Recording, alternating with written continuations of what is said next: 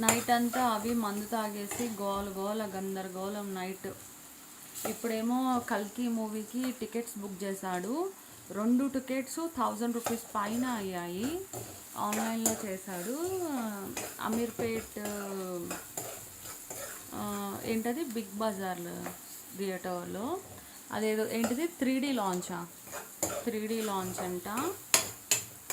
And తాగొద్దంటే daily మందు తాగుతున్నాడు. Only బుధవారం ఆదివారం అన్నోడు డైలీ మందు తాగుతున్నాడు. మళ్ళీ నైట్ స్విగ్గీలో 4 ఐటమ్స్ తెప్పించాడు. ఆ 4 ఐటమ్స్ అట్లనే ముట్టుకోలేదు. అవన్నీ పక్కన వాళ్ళకి ఇచ్చేసాను నేను. నిన్న వండిన కూరలు అక్కడే ఉన్నాయి. రాత్రి ఆయన ఫుడ్ తినలేదు, నేను తినలేదు. అవసరమా? దేనికి వచ్చింది? తాగారా, హ్యాపీగా ఉండాలి. బర్త్డే కానీ వెళ్ళాడు అత్తాపూర్కి. బర్త్డేకి వెళ్ళినోడు వాళ్ళు పెట్టింది తిని తాగి రాకుండా ఈయన మధ్యలో ఏమంటారు, ఈయన గొరిగించుకుంటున్నాడు. అంటే ఈయన వాళ్ళ ఇంటికి ఫోన్ చేసి చికెన్ వండిపించమని అడగడము. సరే, ఈయన చేసేది తప్పు కానప్పుడు నాకు చెప్పొచ్చు కదా. నాకు చెప్తే ఏమవుతుంది ప్రాబ్లం? నాకు చెప్పొచ్చు కదా. నా దగ్గర దాయాల్సిన అవసరం ఏముంది? అయితే నిన్న వాళ్ళ నాన్నగారిది ఏమంటారు సంవత్సరకం అయితే వాళ్ళ అక్కకి రాత్రి 11ంటికి ఫోన్ చేసి ఈరోజు ఫుడ్ పంపించలేదా అని అడుగుతున్నాడు. పొద్దున వాళ్ళ అక్క ఫోన్ చేసిందంట. మరి అప్పుడెందుకు రెస్పాండ్ అవ్వలేదు? నా పైన నమ్మకం పెట్టు, రాను పోను ఛార్జీలు తప్ప నేను 1 రూపాయి ఖర్చు పెట్టానని అబద్ధాలు చెప్పి వెళ్ళేసి అక్కడికి వెళ్ళి మొత్తం పార్టీ మొత్తం అంతా ఈయన చేసేది. కనీసం అవతల పర్సన్స్ని నేను నోరుపి అడిగినప్పుడు కూడా వాళ్ళు నాతోటి మా రేంజ్ ఏంటి, మేమే ఖర్చు పెడతామని అబద్ధాలు కట్ చేస్తే ఈ అబ్బాయి 1 నిమిషం ఒక మాట చెప్తాడు. అసలు బర్త్డే అతనికే తెలియదు నేను చికెన్ అది ఏదేదో మాట్లాడతాడు. అది కూడా ఏదో టాపిక్ పైన వచ్చింది కాబట్టి నాకు తెలిసింది, లేకపోతే అది తెలియకపోను. వండిన అన్నం అంతా అక్కడే ఉంది. తిండికి లేదు, తిప్పలు లేదు, నిద్ర లేదు. రాత్రి గొడవ ఇంట్లోకి అన్ని దోమలు వచ్చేసాయి. పాప నిద్రపోతా ఉంది, పాపకి డిస్టర్బెన్స్. వాళ్ళ అక్క ఈయన మంచిగా మాట్లాడుకుంటారు. నాకు ప్రాబ్లం వచ్చిందని నేను మాట్లాడుతుంటే ఒక మనిషిలాగా కూడా కనీసం వాళ్ళ అక్క నన్ను చూడట్లా. కనీసం నేను మాట్లాడుతుంటే వాళ్ళ అక్క నాకు ఏం రిప్లై ఇవ్వట్లేదు. వాళ్ళ అక్క ఓన్లీ ఈ పిల్లోడితోనే మాట్లాడుతుంది, నాతో అసలు మాట్లాడట్లేదు. మొగుడిని వదిలేసి అమ్మ దగ్గర ఉన్న వాళ్ళ బతుకులే మంచిగా ఉన్నాయి. మొగుడితో కలిసి ఉన్న వాళ్ళకి ఇవే ప్రాబ్లమ్స్ ఉన్నాయి. తాగేసి గొడవలు పడి రాత్రి పాపకి ఎంత డిస్టర్బ్ అవుతుందో. మళ్ళీ ఏం చేస్తున్నాడు, ఎప్పుడెప్పుడో షూటింగ్ల గురించి అడుగుతున్నాడు. నువ్వు సత్యకి ఫోన్ చేయి, నీ షూటింగ్ వాళ్ళకి ఫోన్ చేయి, అప్పుడు నువ్వు షూటింగ్లో ఏం జరిగింది అవన్నీ కావాలని ఇప్పుడు అడిగి నా ఫోన్ తీసుకుంటున్నాడు.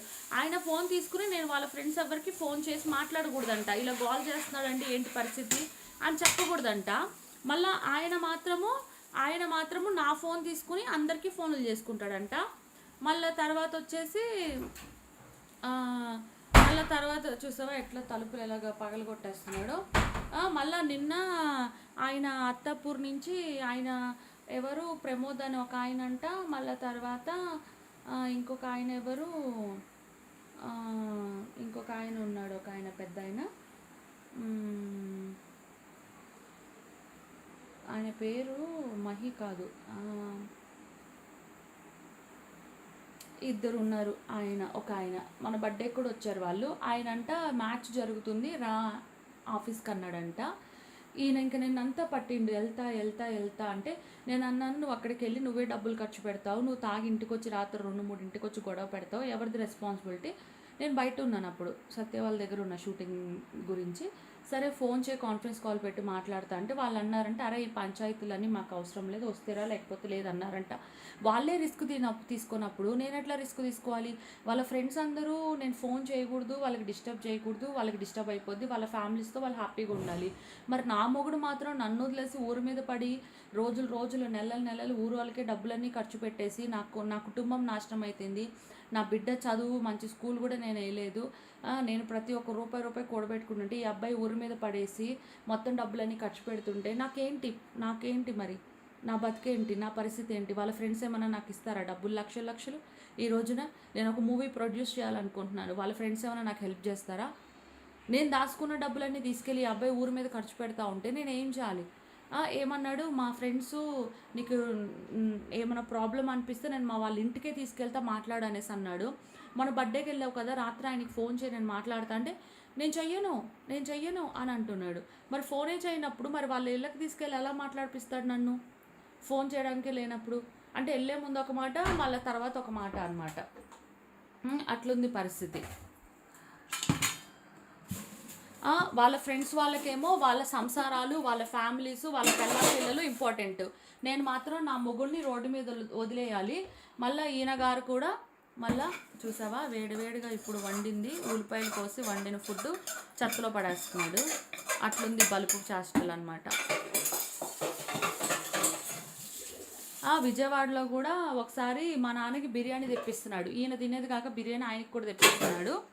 అయితే మా నాన్న ఏం చేస్తున్నాడు, బిర్యానీ వెంటనే కోళ్ళకి పడేస్తున్నాడు, చెత్తలో పడేస్తున్నాడు. వేడివేడి బిర్యానీ అలా పడేస్తున్నాడు దేనికి అని అడిగినందుకు, నేను అలా అడిగినందుకు చూసా ఎట్లా పొగలు వస్తున్నాయో ఫుడ్లోంచి. నేను అట్లా అడిగినందుకు బిర్యానీ కాలంలోకి ఇసిరేశారు. 300 రూపీస్ బిర్యానీ.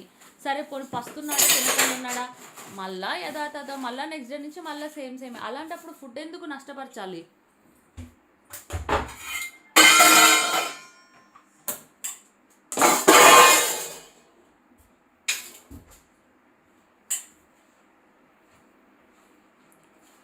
ఏమండి అత్తాపూరోళ్ళు, మీరందరూ కూడా మీ ఇళ్ళల్లో మీరు ఇలాగే చేస్తున్నారా మీ ఫ్యామిలీస్ తోటి? నేను డైరెక్ట్గా క్వశ్చన్ అడుగుతున్నాను. నేను అందుకే ఈ అబ్బాయిని బర్త్డే చేసుకోవద్దు అన్నాను. మీరందరూ ఇక్కడికి వస్తారు, మళ్ళీ ఈ అబ్బాయి రోజుకు ఒక వంక పెట్టుకుని అక్కడికి వస్తాడు. సరే ఓకే, మీరందరూ లక్షలు సంపాదిస్తున్నారు, రోజుకి 10 మంది తాగిపోయిస్తారు, లక్షలు ఖర్చు పెడతారేమో. మా పరిస్థితి అది కాదండి. మా పరిస్థితి అది కాదు. మేము రోజుకి ఎన్ని డబ్బులు వస్తాయి రాకపోతాయి, మా పరిస్థితి అది కాదు. మీరు అర్థం చేసుకోవాలి. అవినాష్ ఫ్రెండ్స్కి నేను చెప్తున్నా, మీరు సంపాదించినట్టు ఈ అబ్బాయి సంపాదించట్లేదు. మాకు వచ్చిన ఈ రోజు వస్తుంది రేపు రూపాయి రాకపోతుంది తెలియదు. మేము మీలాగా జాబ్లు మంత్లీ శాలరీ లాగా లేదు. మేము ఎట్లా బతకాలి? ఉన్న రూపాయినే దాచిపెట్టుకోవాలి. ఆ అబ్బాయి ఒక్కడి కష్టమే కాదు, నా కష్టం కూడా ఉంది. నా డబ్బులు కూడా మొత్తం నాశనం చేస్తున్నాడు. అబ్బాయి ఒక్కడే తాగితే ఆ అబ్బాయికి హ్యాపీనెస్ లేదు. 10 మంచి తాగిపోయి ఇప్పుడు చూసారు కదా, వేడివేడి అన్నం కూరలు వండినవి కూడా తీసుకెళ్ళి చెత్తలో పడేశాడు. రాత్రి నుంచి తిండి తిప్పలు లేదు. మీ ఫ్యామిలీస్ అందరూ మీరు హ్యాపీగా ఉంటారు, కానీ ఇతను మాత్రం రెచ్చగొట్టి వదిలేస్తారు. ఇప్పుడు ఒక్కడే ఉన్నా అబ్బాయి ఫుల్ మంత్ అవుతాడు, 10 మందితో ఉన్నా అబ్బాయి మంత్ అవుతాడు. కాకపోతే ఒక్కడే ఉన్నప్పుడు నాకు ఒక 10,000 ఖర్చు అయింది అనుకోండి అబ్బాయి వల్ల, అందరితో ఉన్నప్పుడు 1,00,000 రూపాయలు ఖర్చు అవుతుంది. రోజుకి 1,00,000 రూపాయలు ఖర్చు అంటే మాదేమన్నా సత్రమా లేకపోతే మాదేమన్నా దానా ఇదా నాకు అర్థం కావట్లేదు. సరే ఒక మనిషికి ఒక పూట తిండి పెడితేనో అనాథలకో లేకపోతే ఎవరికో ఏదో చేస్తే ఒక మంచి జరుగుతుంది. కానీ ఇలా అందరికీ ఎవరు ఎవరు ఎవరు అంతేగాని ఊరందరికీ మందు తాగిపిస్తే ఏమొస్తుంది? ఊరందరికీ మందు తాగిపిస్తే ఏమొస్తుంది? అది నేను అడుగుతున్నాను. ఏదో పేదవాళ్ళకో ఎవరికో ఏదైనా దానం చేస్తే మంచి అవుతుంది, కానీ ఊరందరికీ మందు తాగిపిస్తే ఏమవుతుంది? అదేమన్నా పుణ్యం వస్తుందా? చేశాడు. అత్తాపూర్ శిరీష్తో కలిసి సంవత్సరాలు ఇళ్లల్లో పబ్బుల్లో అంతా, మీ నాన్నం తీయమను, ఇళ్లల్లో పబ్బుల్లో అంతా డబ్బులు నాశనం చేశాడు. తెలిసిన తర్వాత సరికి ఏంటి శిరీష్ ఇట్లాగా అని అంటే, నీ మొగుడిని అడుకో, నాకేం సంబంధం, నీ మొగుడు ఖర్చు పెట్టాడు అన్నాడు. ఆ తర్వాత పృథ్వీ అనే అతనితోటి, గోవా పృథ్వీ అతను వచ్చేసి చార్మినార్ అతనితో చేశాడు. తర్వాత మహి అనేసి అక్కడ బాలానగర్ మహితో కలిసి చేశాడు. ఇంకా మధ్యలో నేను చాలా పేర్లు మర్చిపోయాను. ఇలా అందరితో కలిసి అదే చేశాడు. అవతల పర్సన్ కూడా నేను అడుగుతా, ఖర్చు పెట్టేది ఎవరు? మా ఆయన మీరు అంటే, ఏం మాట్లాడుతున్నామమ్మా, మేమే ఖర్చు పెడుతున్నాం, మీ ఆయన చేత ఎందుకు ఖర్చు పెట్టిస్తాం అంటారు. రోజుకి 10,000 20,000 ఖర్చు పెట్టేది నా మొగుడే. ఇంట్లోనే బయట అంతా ఎవ్రీథింగ్ ప్రతి దగ్గర పబ్బుల్లో వేలకి వేల బిల్లు అంతా. నేను సంపాదించేది దేనికి? ఆ అబ్బాయి నేను సంపాదించేది దేనికి? నా కూతురు ఉంది, నా కూతురు భవిష్యత్తు లేదా? ఎంతసేపు ఇదే ఎంజాయ్మెంట్లు, ఇదే అంటే ఎలాగా? నేను వెళ్తాను పబ్కి, 1 రూపాయి ఖర్చు ఉండదు. లేడీస్ నైట్ ఉంటే తాగుతాను, ఎవరైనా పికప్ డ్రాప్ ఉంటేనే బయటకు వెళ్తాను. అంతేగాని వేలు ఖర్చు పెట్టుకుని ఏ రోజు నేను చేయలేదు. నేను ఏ రోజు రూపాయి నాకు ఏదైనా అవసరం ఉంటే ఖర్చు పెడతా తప్ప అనవసరంగా వేస్ట్ ఖర్చులు నేను చేయలేదు. ఎందుకంటే నాకు తెలుసు, ఒకదాన్ని నేను హైదరాబాద్ వచ్చి నేను ఎంత సఫర్ అయ్యాను నాకు తెలుసు. 1 రూపాయి లేకపోతే ఎన్ని బాధలు పడ్డా నాకు అన్నీ తెలుసు. వాళ్ళ ఫ్రెండ్స్ ఈయన మందు తాగడం కోసం ఇంట్లో గొడవలు పడ్డవేంటి? తిండి తిప్పలు లేకుండా ఇంట్లో అంతా నాశనం చేయడం ఏంటి? నాకు అర్థం కావట్లేదు. మా అమ్మ అయ్యాకి ఇచ్చాను డబ్బులు, వాళ్ళు నాశనం చేశారు, ఇప్పుడు ఈ అబ్బాయి నాశనం చేస్తున్నాడు. ఏంటి నా బతుకు ఇంతేనా? సంపాదించుడును ఊరిపైన ఊరోళ్ళు. నేను సంపాదించిందంతా మా అయ్య అక్కడ బీసెంట్ రోడ్లో మొత్తం అందరికీ డబ్బులు తగిలేశాడు. ఈరోజు నా దగ్గర రూపాయి లేదు, కానీ బీసెంట్ రోడ్లో అందరూ నా డబ్బులతో ఎంజాయ్ చేస్తున్నారు. ఇప్పుడు నా డబ్బులు ఈయన డబ్బులు కలిపి వీళ్ళ ఫ్రెండ్స్లు అందరూ మందు తాగి ఎంజాయ్ చేసేటికే అయిపోయింది. అంటే వాళ్ళు మాత్రం వాళ్ళ ఫ్యామిలీస్తో మంచిగా ఉండాలి, నేను మాత్రం రోడ్డును పడాలా నా పిల్లతోటి? నాకు అర్థం కావట్లేదు. ఆయన ఇంట్లో వండుకున్న ఫుడ్డులు తీసుకెళ్ళి చెత్తలో పడేయడం ఏంటి? అర్ధరాత్రులు గొడవలు ఏంటి? వాళ్ళ అక్క ఈయన మంచిగా మాట్లాడుకుంటారు, నేను నాతో మాట్లాడడానికేమో ఇది కాదు. అబ్బాయి ఏం తప్పు చేసినా కానీ వాళ్ళు ఆ అబ్బాయికే సపోర్ట్ చేస్తారు. ఈవెన్ పోలీస్ వాళ్ళకి చెప్తే కూడా అది కూడా నాకు ఇది అవ్వట్లేదు. ఏం చేయాలి, ఉండాలా డివోర్స్ తీసుకోవాలి అంతే కదా. వాళ్ళు మాత్రం ఏం చేస్తారు ఇంకా. వాళ్ళ ఫ్రెండ్స్ అందరికీ తెలుసు వాళ్ళ ఫ్యామిలీస్ ఇంపార్టెంట్. రాత్రి ఫోన్ చేయంటే ఆయన ఫ్యామిలీతో ఉంటాడు జగను, ఎట్లా ఫోన్ చేయాలి? ఓకే ఆయన ఫ్యామిలీతో ఉంటాడు, నీకు ఫ్యామిలీ లేదా? నీకు ఫ్యామిలీ లేదా? నువ్వు రోడ్డున పడి ఉన్నావా? నువ్వు డివోర్స్ ఇచ్చేసావా నీ పెళ్ళాం పిల్లకి? నీకు ఫ్యామిలీ లేదా? ఊరోళ్ళ ఫ్యామిలీలు నీకు ఇంపార్టెంటా? మరి నువ్వు ఫ్యామిలీని వదిలేసి ఆయన దగ్గరికి వెళ్ళి రాత్రి 2-3 వరకు ఆయన దగ్గర ఉండి నువ్వు చికెన్లు వండిపించి ఆయన బర్త్డేకి నువ్వు డబ్బులు ఖర్చు పెట్టి అప్పుడంతా ఏమైంది మరి?